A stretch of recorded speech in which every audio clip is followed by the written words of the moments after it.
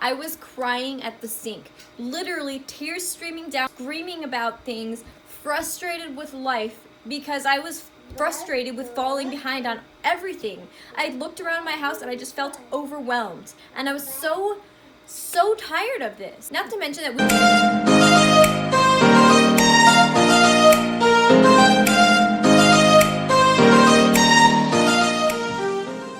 completing my chores even when I don't want to is a habit that I truly had to work at. Growing up, my parents had a chore list for us and it was on the fridge and they would change it periodically, but they were strict about it. We had to do all of our chores before we went to sleep, and then we had different chores on the weekends, and I was a very difficult child. Even then, they had to really push me to do things. It took me forever to complete my chores because I would get sidetracked with something else or I would lose focus, and I just hated doing my chores, to be honest. I hated cleaning. I was like, I'm gonna get a maid to clean my house when I get older, and my mom was like, no, that's not realistic, that's not practical. Can you please do your chores? Once I became a young, free, wild, self-righteous adult, I suddenly was too good for a chore list. I didn't have to do all the things that my parents made me do. I could finally let my laundry sit in a pile until I ran out of clothes. Finally not fold laundry right when it came out of the dryer. Finally let the cups accumulate on my nightstand and have nobody yelling at me to take them into the kitchen every morning. Sounds awesome, right? Wrong. So wrong. Self-adopted mentality caused me to become quite the slob. My first apartment was horrendous. It was a total mess all the time. I didn't even want to be there. I was so excited to go to my job as a secretary, not because I had the job as a secretary, but because I did not want to be in my apartment. I was so embarrassed of this mess that I would not let any of my friends or family come over. I would go to my friends if they wanted to hang out. I would make excuses if my family wanted to come in and see my apartment and say that it wasn't clean, which wasn't a lie. I would just make up excuses. The only person who came over to my apartment out of my family members was my sister, and it was kind of embarrassing looking back at it because she had this cute little apartment that everything was organized and everything was neat and it smelled like candles in there, and there was never anything on the ground. Like, it was a clean little apartment. Mine was atrocious. I had things piled up on the coffee table. I was living very lazily. I quickly got out of this habit when I moved into my condo and I had more space and I was keeping everything clean, but I didn't have a cleaning routine per se. I was just pretty good at hiding my mess, and I had an extra spare bedroom where I could stuff things away down there in the hallway, and so I didn't have to worry about that stuff in that room. I would avoid it at all costs like the plague. And everything else I would keep neat and clean because I wanted my friends to come over. But like I said, it was not a cleaning routine by any means. And I would still let myself get into the habit of not doing dishes for 3 days, letting it accumulate, and then getting frustrated at the sink, having to wash the dishes because I didn't do them every single night. Now flash forward a few years to a new home with a new baby. I started to fall back into that routine again. And this time I felt like I had a good excuse.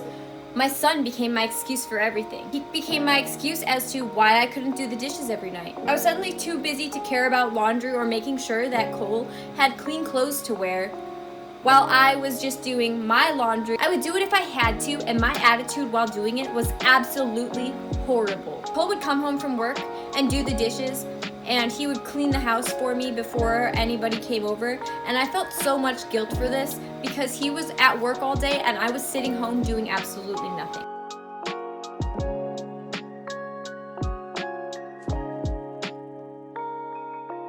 And I would feel so much guilt for making him clean things. He would help me clean things, and I just felt so lazy, and I felt like I could do so much more, but I would get too frustrated and overwhelmed with everything.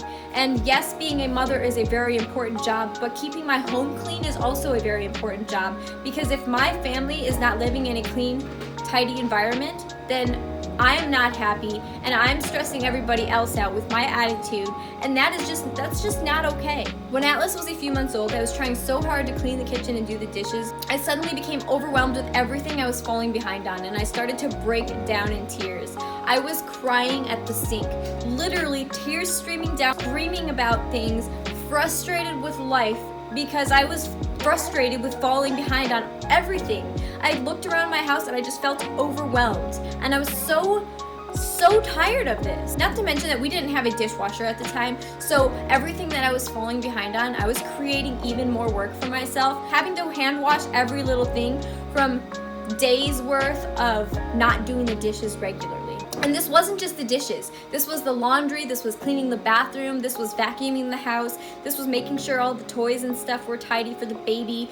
This is making sure that his room was organized, that our bedroom was organized. This was everything. Everything was frustrating me, and everything just started to pile up and attack me all at once. I was so distraught with my life that I had a mental breakdown at the kitchen sink because I needed to get my stuff together. I guess you could say I hit rock bottom with my slobby lifestyle that night, and I was going to put an end to it after that. There's no going back from that point on. I decided to discipline myself the same way that my parents did when I was a child.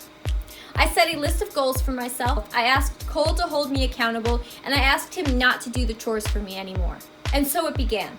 It was not easy at first, and I really had to work at it. I had a couple more meltdowns in the process, but asking Cole to hold me accountable, knowing that someone else really knew that I needed to change, really helped me a lot. After a few weeks, these chores became a habit, and completing these chores, even when I didn't want to, made me feel so good.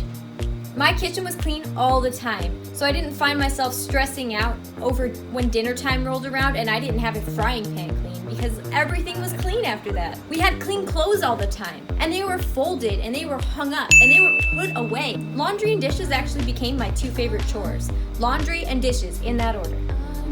Learning to discipline myself the same way that my parents did really enhanced my life in so many ways. It made me a better woman and a better mother.